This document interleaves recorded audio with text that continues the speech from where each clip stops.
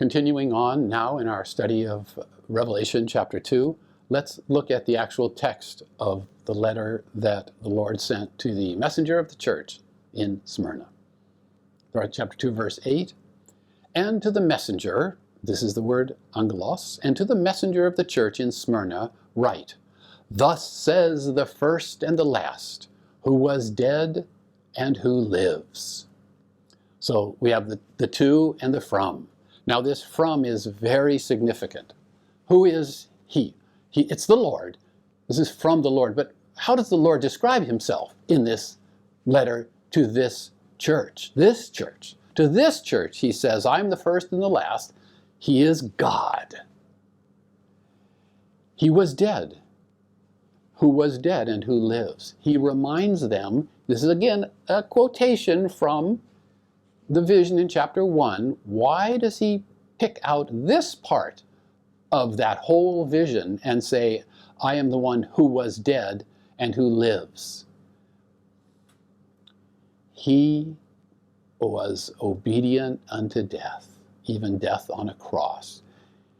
He did this. He was obedient and he was resurrected from the dead. He will ask, very soon in this letter, he will ask of them too to be faithful unto death. He very much has the right to ask that because he did it.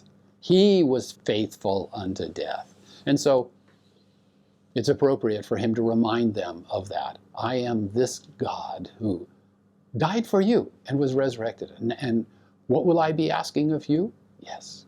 So that's the to and the from. In verse 9, the Lord praises the congregation. I know your deeds and afflictions and poverty, but you are rich. I know the slander of those saying they are Jews and are not, but are a synagogue of Satan. That's how he praises them. Again, in fact, all the letters, I know. Here, what does he know? He knows their deeds and their afflictions and their physical poverty. Well, how indeed can he say, I know your poverty, but you are rich? Well, it looks pretty clear that physically they're poor, but spiritually they're rich. Now, wait, and when we get to the letter to the Laodicean church, it's exactly the opposite. You say that you're rich, but in fact you're poor. The Laodiceans were the opposite. The Laodiceans were physically rich, but spiritually poor. The believers in Smyrna were physically poor, but spiritually rich. He knows.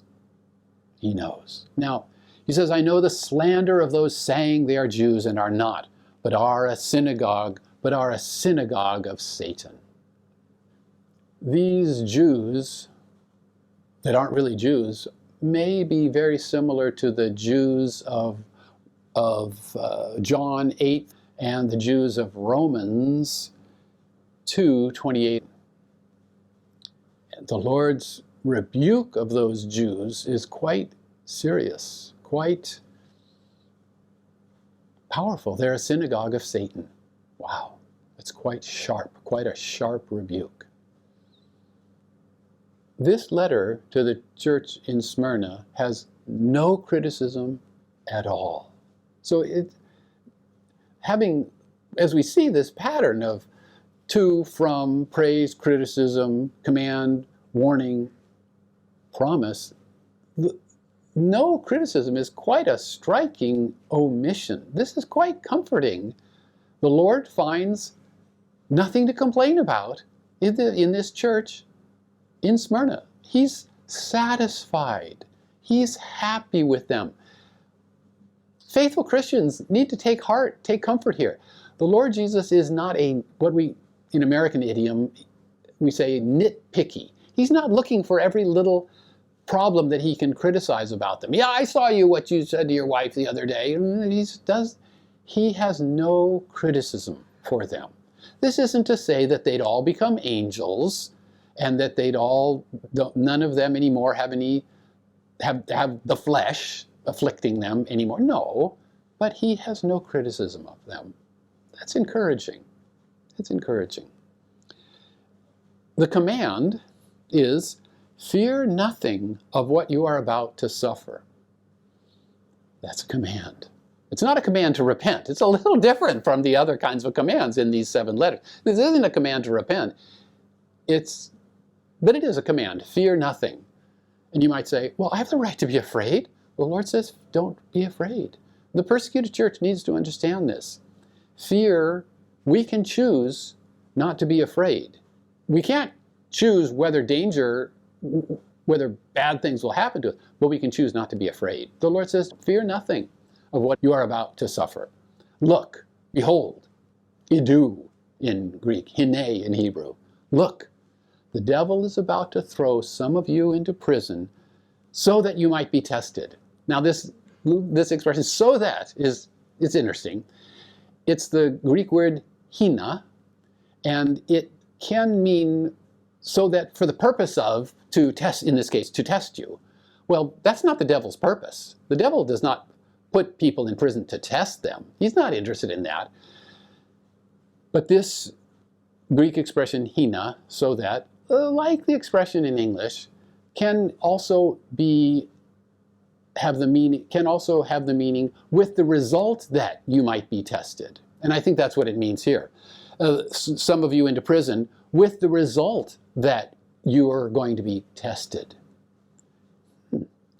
Well, this gives us some good insight into the nature of all our suffering, whether it's imprisonment for being a Christian or just the suffering that we go through. Why, Lord, do I have to suffer? You're suffering with the result that this results in your being tested. You're being tested. What are the things that are difficult? What are the trials and difficulties and hard things in your life today or that you've gone through? They are to test you. Now, what does this mean to test? Well, metal is tested. Is it really gold or does it just look like gold? Is it pure gold or is it diluted gold? The metal is tested to see if it's purity. We are being tested. We are being tested to see if we are victors. The Lord is testing all of us, seeing if we are victor material, overcomer material. Are we victors? Are we winners? Do we meet the qualifications of later, when the Lord returns, receiving the prize, the reward? We are being tested. These Christians in Smyrna, some of them would be thrown into prison, and they were being tested. We're being tested too. Tested for a purpose. Tested to see if we qualify. Tested to see if we qualify. I want to qualify. I hope you do too. In fact, this book of Revelation is written to encourage us to make it so that we want to qualify because we want those promises. Those promises are going to be portrayed before us in the book of Revelation with increasing clarity. They are to be desired. But you have to be tested and you have to be approved in this testing in order to get those promises. This is not testing to see whether we are Christians or not. We're Christians, we're believers. But perhaps it's fair to say we all know that some believers, true, they're believers, but they're not living the way they should. And they're not going to get they're living like this. And they're not going to get the promises. Let's let ourselves be tested, and let's make sure we pass the test. There will be some believers, Christian believers, that don't pass the test, that are not faithful unto death, that do not return to their first love. There's many different challenges that have to be overcome to be victors. Let's pass the test. Let's not be believers that fail the test. As we talked about earlier, there are 3 kinds of humans. Non-believers, we know what happens to them. Believers that pass the test, overcomers, victors, get the reward. And there are believers that live like this, and they don't get the reward, they get this. Let's not be that kind. This kind of Christian, believer in Jesus, enters the kingdom of heaven, but not as a victor. Let's not be that way. So, continuing in the text, that you might be tested, and you will have affliction for 10 days. Now, this 10 days, the various commentators have a lot of opinions about what 10 days means. Literally, there are commentaries that say this 10 days, it doesn't really mean 10 literal days. It means a relatively short period of time. Whoa, why does it mean that? They don't say. Other commentators say this 10 days is not literal. It's a figure of speech for a long period of time. Oh, why does it? They don't explain why, but they just declare that. Well, I'm sorry. Can 10 days be literal 10 days? Can they suffer persecution for 10 days? Can there be a wave of persecution that strikes these believers for 10 days? Certainly. There's nothing unlikely or improbable about a 10-day wave of persecution. Let's leave the 10 days to be literal, 10 literal days. It works. Let's leave it alone. We don't have to find a more sophisticated meaning inside these words. 10 days. It's long enough. And then another command, be faithful unto death, and I will give you the crown of life. Whoa, you see the contrast? Be faithful unto death, and I'll give you the crown of life. That's intentional. Be faithful unto death, and I will give you the crown of life. Of course, the crown of life is, crowns are mentioned in several different passages in the New Testament. It's one of the kinds of rewards that are promised to faithful believers. In fact, at the end of his life, Paul, writing in 2 Timothy, said, there is laid up, he is assured that he's fought the good fight, and there is laid up for me, he says, a crown of life. And not only for me only, but for all those who have loved his appearing. The Greek expression, be faithful unto death, does not clarify whether this is sudden death by martyrdom or death from old age after a long, faithful life as a Christian. Whether we are to be martyred in the next 10 days, or whether we are to die of old age, surrounded by children and grandchildren and great-grandchildren, the command still holds for us. Be faithful unto death. And if we are, we will get the crown of life. Are all Christians faithful unto death? No. Too many Christians, believers, are not really faithful all the way to death. Bitterness, or there's 1,000 temptations, and sometimes Christians fall to those temptations and they don't recover, and they're not faithful unto death. But be faithful unto death, and I will give you the crown of life. So not all believers will get this crown, but I want it, and I hope you do too. Then, of course, all the letters have these exact words. The one who has an ear, let him hear what the Spirit says to the churches. Do you have an ear? Is this letter written especially to you? Is this, as we might say, your letter?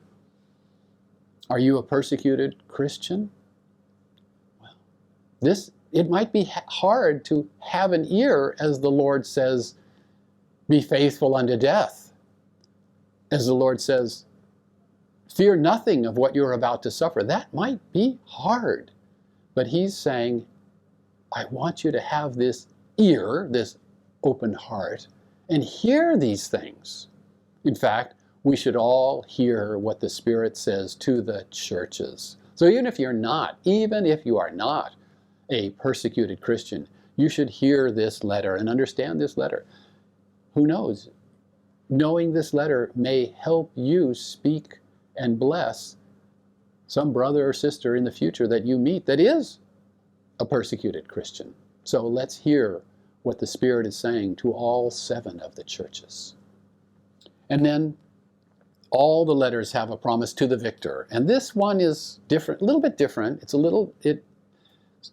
This one is the victor, the overcomer, the winner, the victor will not in any way be harmed by the second death. Now we know that the second death is hell. It's one of the expressions in the book of Revelation for eternal hell. This victor, if we're victors, will not in any way be harmed by the second death. Now this is very emphatic. I translate it, not in any way. The Greek is ou me. Now if you're a Greek student, you might know that ou means not, and me also means not. So it's the victor will not, no way, be harmed by the second death. Now this is called a double negative. It's really bad English grammar.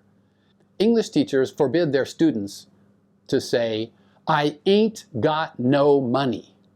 That's really bad English, but it's perfectly good and emphatic Greek. Not in anyhow be hurt by the second death. The first death will hurt some of these Smyrna Christians. The first death may hurt some of the persecuted church, but the second death, no, not at all. The problem, as I understand the 7 letters, the problem is that you could add to this verse, but let's not. You could add to this, you could say, the victor will not be harmed in any way by the second death. But if you're not a victor, you'll be harmed by the second death. If you're not a victor, you're going to hell. I don't think that's a correct interpretation. There is a figure of speech called litotes. We might say, that's a really good book. How much did it cost? And we might figuratively say, well, it wasn't cheap. Now, what does that mean if we say, well, it was not cheap? What does it mean? It was not cheap means it was expensive. That's called litotes. Here, the Lord is using that figure of speech. The victor will not in any way be hurt by the second death. In fact, he will be blessed forever with a crown of life. Far from being hurt in the second death, he's going to enjoy a crown of life. We will see this same litotes figure of speech later in another one of these promises to the victors. So in summary, this letter to the Smyrna church is to the persecuted church. And persecuted churches all over the world should know this letter. And we should know this letter to encourage anyone who is suffering any kind of persecution as believers. Yes, you may be physically poor, but spiritually there's riches for you. And the command is not to be afraid. The command is to be faithful unto death. And the promise is the crown of life. This should strengthen us all if we face any form of persecution. It's a wonderful letter, this second letter of the Lord to the 7 churches, the second of the 7 churches in the book of Revelation.